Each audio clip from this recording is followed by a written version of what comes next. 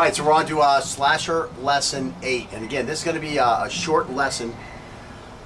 More like what all the other lessons should have been like. But like I said, because I was doing it, I was trying to put everything into it the first time through. All the lessons wound up getting really freaking long. Whereas, we would have just kind of smoothed the surface of everything. And then the second time through, we would have gone into more detail. But we kind of, we just, what's the thing? We just beat the, what do you call it? Beat the dead horse with a stick. stick. We beat the dead horse with a stick on every freaking subject, just to the end. And, that was to Scotty's benefit and also to my benefit, because I got to work on a lot of stuff that I wouldn't have worked on. And I haven't had anybody get all the way through the course 4 times. Except me and other people before me. And so anyways, let's see. I just want to talk about something I saw on the news before we get started here. So again, with Slasher Lesson 8, we're going to be looking at the Chinese grip. And we're going to be looking at knife fighting. Let me just, before I get onto the sidebar, let me finish the introduction. So we're going to be looking at knife fighting more than we have in the whole course. Because in the whole course, basically what we've been doing, so we've been looking at self-defense situations. And believe me, a self-defense situation and pure knife fighting are hugely different things. Plan A would be, can you leave the area? Okay, that's plan A. Can you leave the area? Now, either because your ego is too big, or because you weren't sure if he was really after you, or you just weren't aware at all. Now all of a sudden he's in front of you with a knife. Is B, okay? And this is where you need to get on this guy as soon as possible, and you need to dictate the action. That's B, okay? Now, C is where all of a sudden it's no longer a self-defense situation, okay? Now again, in that plan B, he may immediately attack you because he just wants to cut you up and take your wallet and your your wallet and your car, or he may threaten you and tell you to give him the stuff, or just make a demand, etc. And then the threat is that he has a knife in his hand. So that's the way plan B, let's call it plan B works. But the other one is, all of a sudden, you don't attack him right away, and some jockeying starts. The dance of death starts. Now you're fighting. Okay, that's the big thing. Now you're fighting. You could have run away. I mean, if you're free to go around a whole circle and dance and whatever with this guy, and you're going to stay in the area, this has turned into a fight. And now this is where the legal problems start, because they're going to be like, well, you could have left the area. Okay, there's a thing out there called, some people believe there's a thing out there, what it's called is it's something with word. It's not assault with word, but it is fighting words. Some people believe that there is like a fighting word law out there. There is no fighting word law out there. Now, back in the old days, there was. So in other words, I walk into the bar, you're sitting there having a beer, and I walk up and I call you a horse thief in front of everybody in the bar. You know how it works, right? Yeah, you see it in the movies. That's right. So in the old days, messing with somebody's honor like that was something where you could shoot them. Yeah. Now, what would usually happen is you would challenge them, to a fight outside, and then you'd have this shootout. And in the older days, they would have, what was it? A duel. A duel. You'd have dueling pistols. 10 paces. Yeah. So you might be in an argument with somebody, and all of a sudden now you're getting challenged to a duel, and you have to go out because of your honor. Yeah. Right? You have to go out and you have to go at 10 paces. Okay? Nowadays that would be a fight, and there's another rule. There's even another word for that where it's like a, it's like premeditated, but I'm not saying the right word.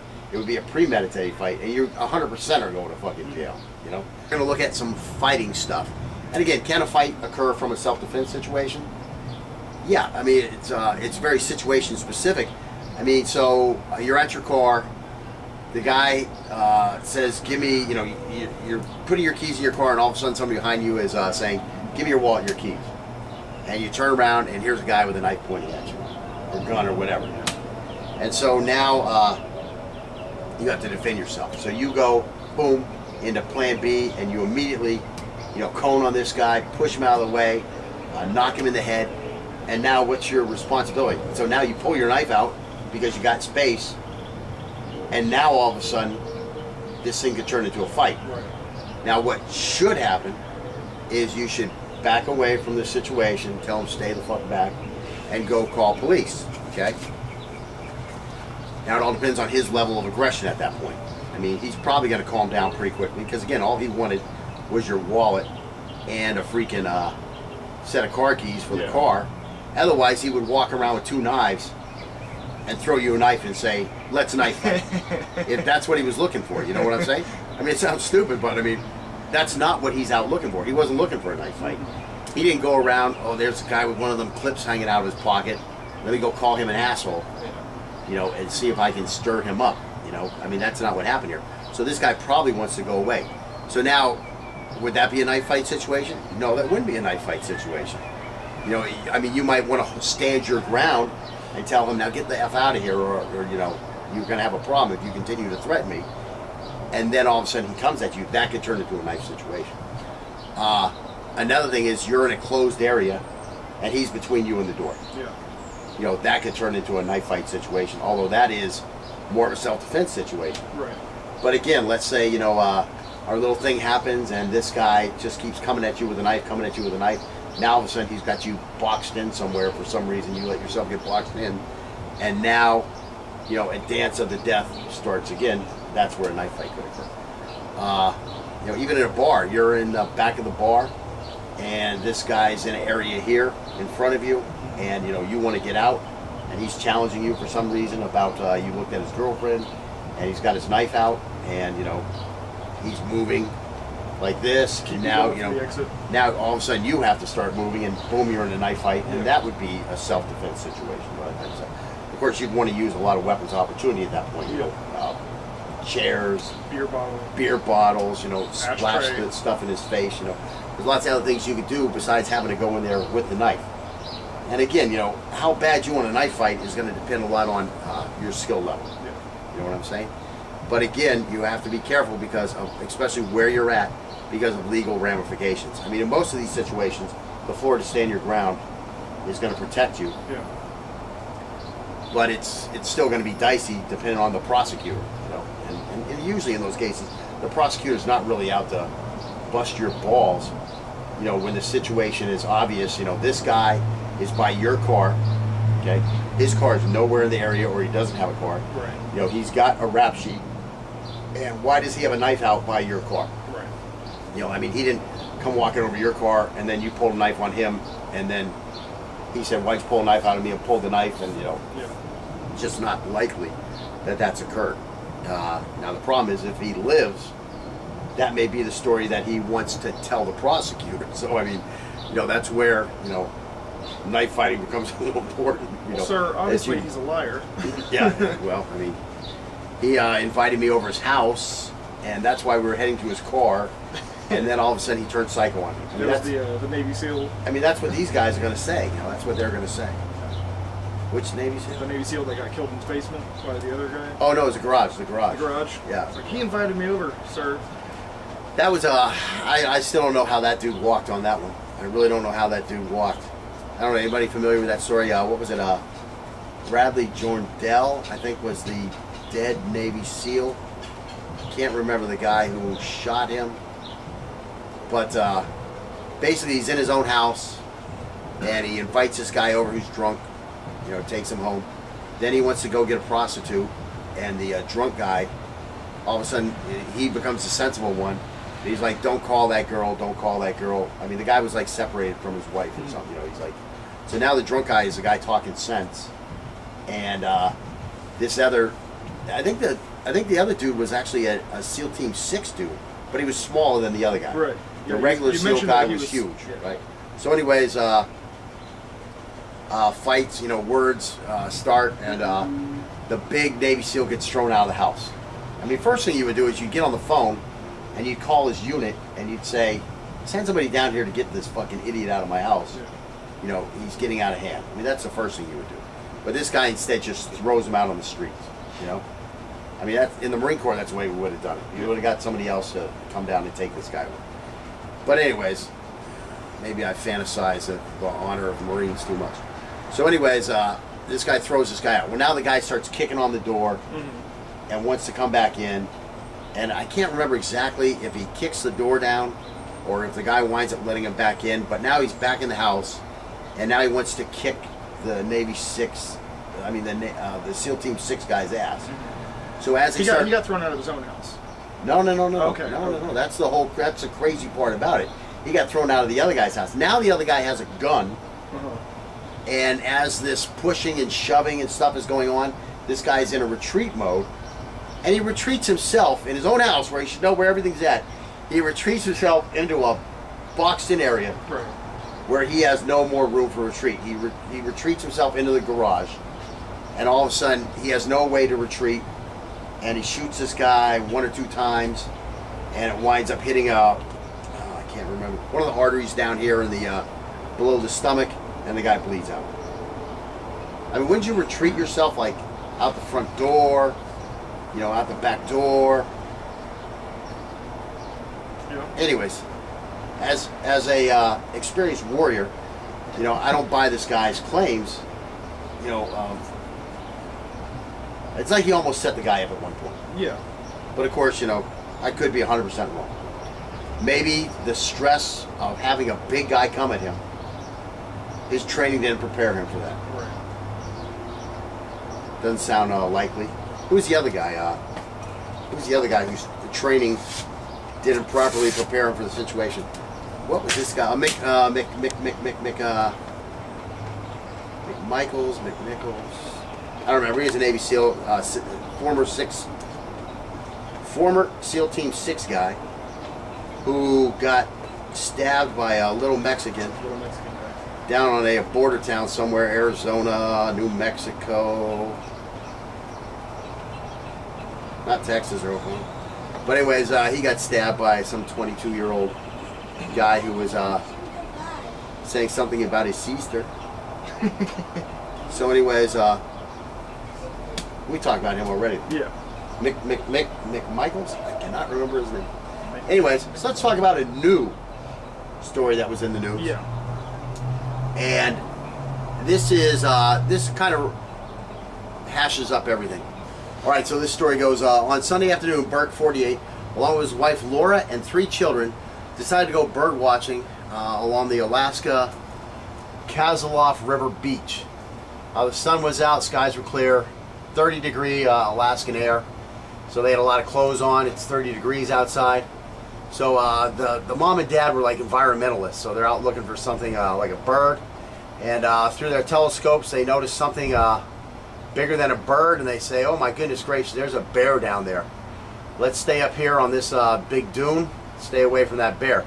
So they're not too worried, you know, they see bears, it's bear country, right? So meanwhile the bear disappears, and the guy figures, well, it's going to eat something somewhere, right? So they're walking around. So then a couple minutes later, all of a sudden they hear their 11-year-old daughter screaming, the bear is coming, it's coming towards us. So everybody, you know, they're from bear country, they know what you're supposed to do. You try to make a bigger, more noise than the bear, and it scares the bear off, right? There's 5 of them, right? So they're making their noise. This bear just keeps running out, keeps running out, keeps running out. So then the guy tells his wife and kids to get behind him.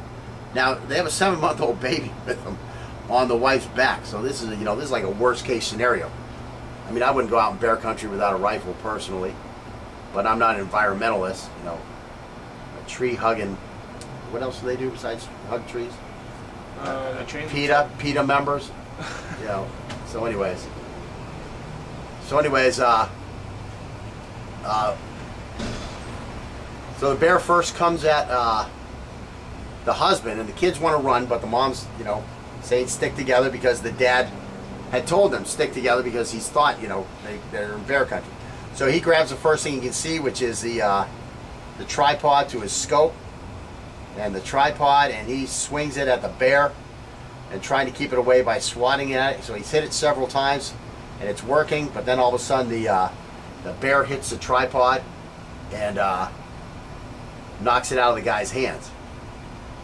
So now it's just the guy between his family and the bear. So now we're going back to what I was talking about.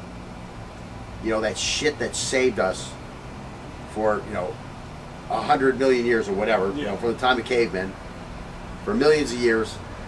That's what this guy is in. He's in that primal.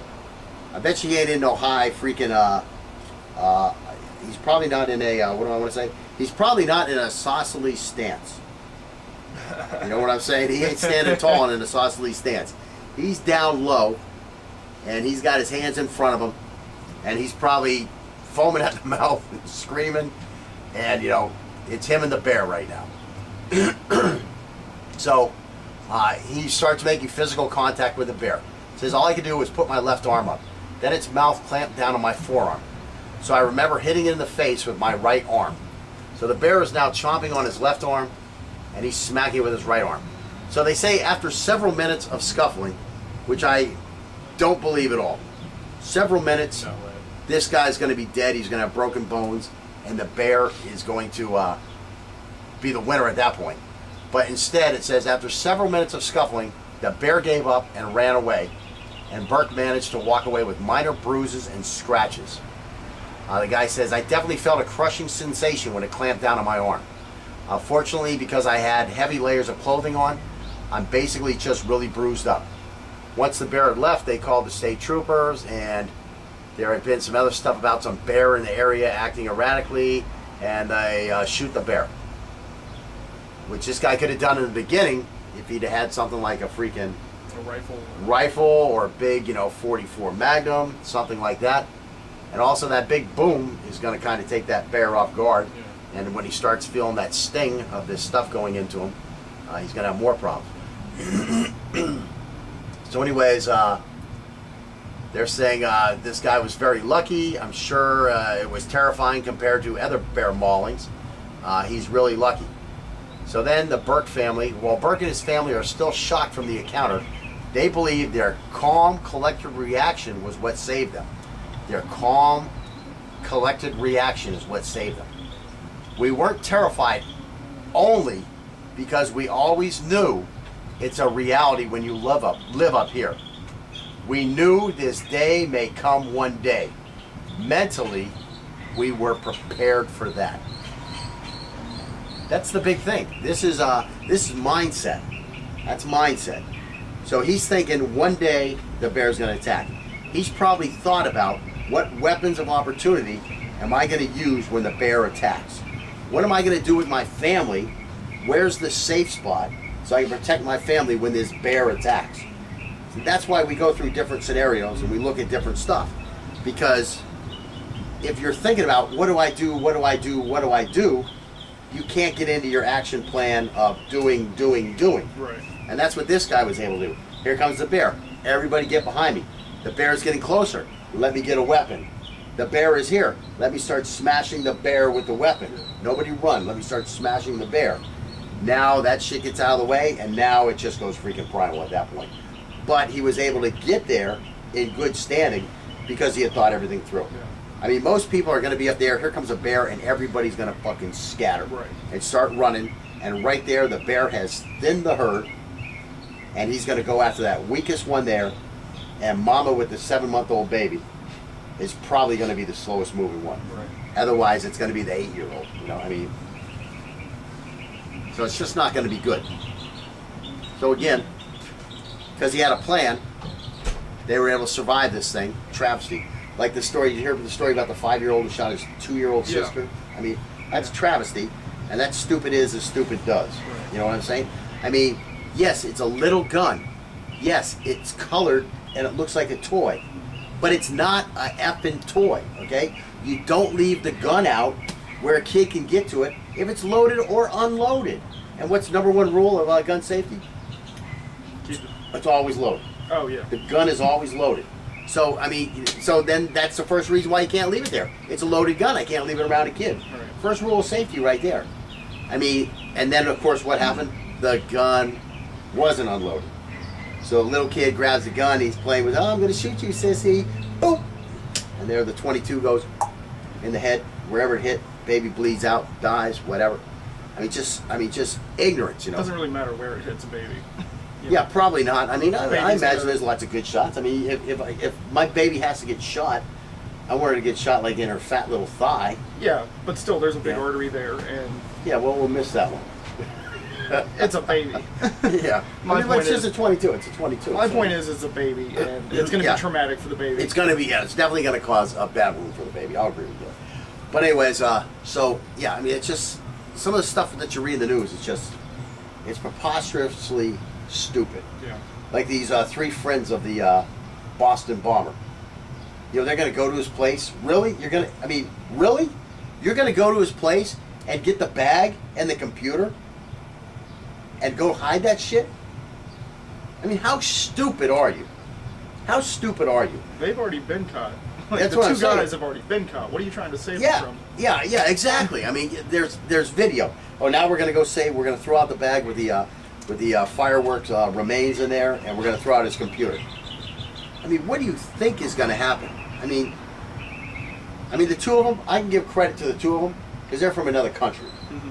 So they can plead freaking ignorance on. I didn't realize that the freaking U.S.'s law, agencies were so good at tracking shit down. I mean, compared to other countries, I'm saying. I mean, a lot of people bitch about. I didn't know I was going to get caught. Yeah, That's yeah. why it's okay. Well, they just don't realize the powers that be. I mean, that type of stuff. I mean, we do have very effective law enforcement, etc., compared to other countries. Yeah. You know what I'm saying? I mean, you get killed in the Philippines, and if the guy had any sense whatsoever, he probably ain't gonna get caught. Right. You know what I'm saying? If he wants to just kill you, let's say assassinate you, you get assassinated here in the United States by somebody, and there's a camera somewhere, there's people somewhere. Right.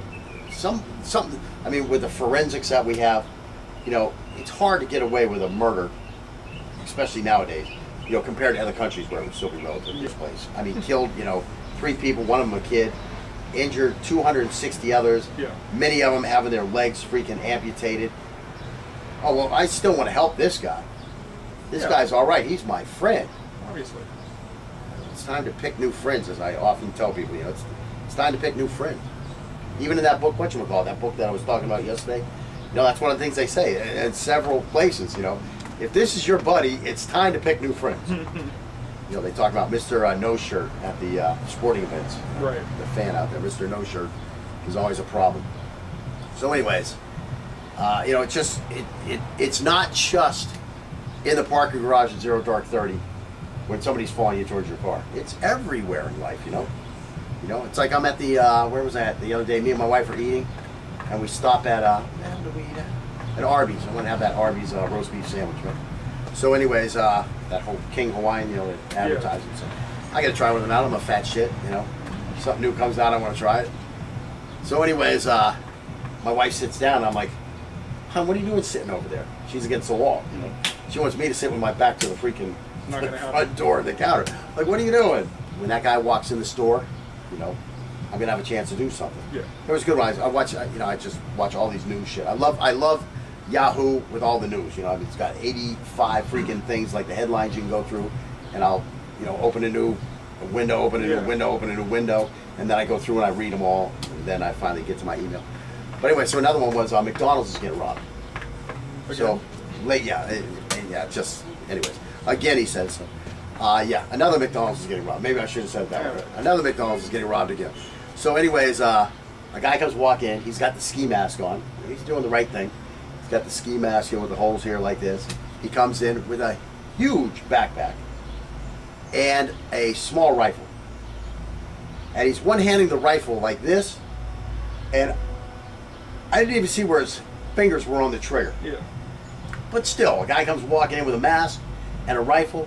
You have to respect this guy, somewhat. I mean, especially if you're a normal person. Yeah. I mean, if you see that his hand's not on the trigger or close to the trigger housing, area, I mean, you might jump the guy right then. Mm-hmm. But because he had a little bit of space when he came in, nobody was around him. These 2 guys at the counter, they back off this way. The guy at the counter is, backing away into the freaking, the shake machine back here. Mm-hmm. And this guy is, give me the money, give me the money, give me the money. So now the guy opens the register, and our bad guy reaches in and pulls out the whole drawer. He sets the drawer down. He lifts up one of the things and throws some money in the bag with this hand, and then he's like, I need a hand to put the money in and hold the bag here. Right. So he sets down his rifle. He sets down the rifle, and he throws a couple more handful of money in. Then he decides, my bag is big enough, I'm just going to put the whole drawer in here. Yeah. So now he sets his bag on the ground. He picks up the drawer, and he like turns away from his rifle here, and he's like stuffing this in, so the guy over here jumps up and tackles him. Yeah. And everybody tackles him. And then the guy from McDonald's like grabs the rifle and comes around to help the other guys and like lays the rifle down right by where they're having the fight. So you know the first dude, he like breaks away, gets the rifle, you know, throws the rifle behind the counter, Yeah. and then they go back to fighting. I mean, this guy obviously Works at McDonald's. well, no, the guy who picked up the rifle and brought it with him obviously works at McDonald's. But the other guy, who was the first guy to attack him, Yeah. this guy had to be a veteran or, you know, just some kind of ballsy tough guy. Yeah. I mean, you know, he didn't have to go do it. He could have just sat there and been like, it's not my fucking money. Right. You know, maybe he was thinking, shit, now it's going to be a crime scene. I'm not going to be able to get my freaking Big Mac. You know, this motherfucker pissing me off. I'm going to go get this guy, you know. So anyways, he was kind of nice to him. I would have hit him with a tie kick in the head. Yeah. Knocked him right out. Smashed his face on the counter. And then smashed his face on the ground. I wasn't sure he was knocked out. Some kind of a trip and then Yeah, the yeah. counter. So anyways, it's happening all the time. You know, it just doesn't happen for us. I mean, when they come attack me, they run away. The fucking bastards. Yeah, I'm gonna start going. I'm gonna not use the drive-thru anymore and just start going into fast food places. I mean, that's going to increase your exposure. Yes, Yeah, yeah. yes. If that's what you want. That's what I But need. you know, the first thing you need, Concealed weapons permit. concealed weapons permit. $125. Gun shows this weekend. Okay. Boom, you're done. All right. In like 3 months, they got it mailed back to you. That's the other thing. It ain't like automatic. It takes time Yeah. to get it after you get it, let's say. So anyways.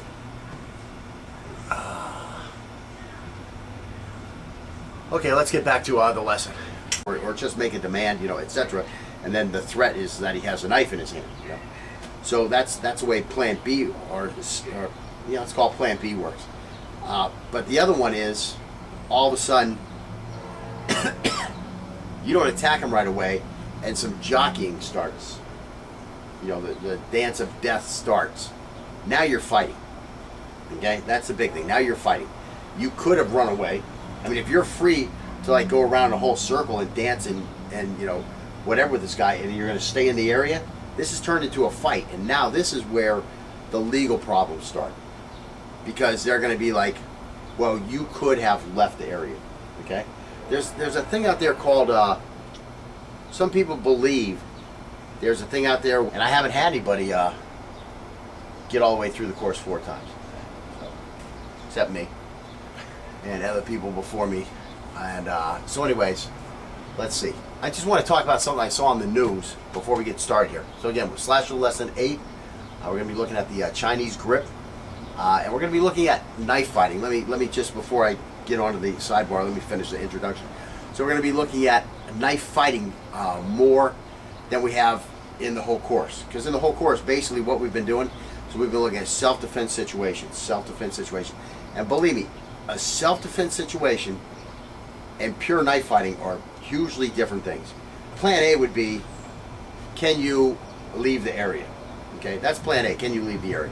Now, either, all right, so we're on to Slasher Lesson 8. And again, this is going to be a short lesson, more like what all the other lessons should have been like. But like I said, because I was doing it, you know, I was trying to put everything into it the first time through, all the lessons wound up getting really freaking long. Whereas, you know, we would have just kind of smoothed the surface of everything, and then the second time through we would have gone into more detail. But we kind of, we just, what's the thing? We just beat the, what do you call it? Beat the dead horse. With a Yeah, we stick. beat the dead horse with a stick on every freaking subject, just to the end. And you know, that was to Scotty's benefit, and also to my benefit, because I got to work on a lot of stuff that I wouldn't have worked on. What it's called is, it's something with word. It's not assault with word, but it is, oh, fighting words.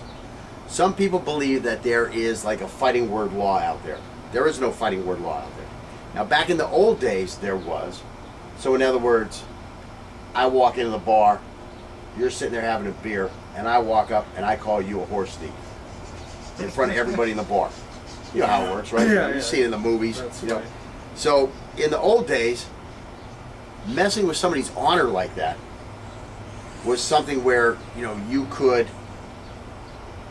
shoot them. Yeah. Now, what would usually happen is you would challenge them, you know, to a fight outside, and then, you know, you'd have this shootout. And in the older days, fucking wasp, either because your ego is too big, or because you weren't sure if he was really after you, or you just weren't aware at all. Now all of a sudden he's in front of you with a knife. Is B, okay? And this is where you need to get on this guy as soon as possible, and you need to dictate the action. That's B, okay? Now, C is where all of a sudden it's no longer a self-defense situation, okay? Now again, in that plan B, you know, he may immediately attack you because he just wants to cut you up and take your wallet and your your wallet and your car, or he may threaten you and tell you to give him the stuff.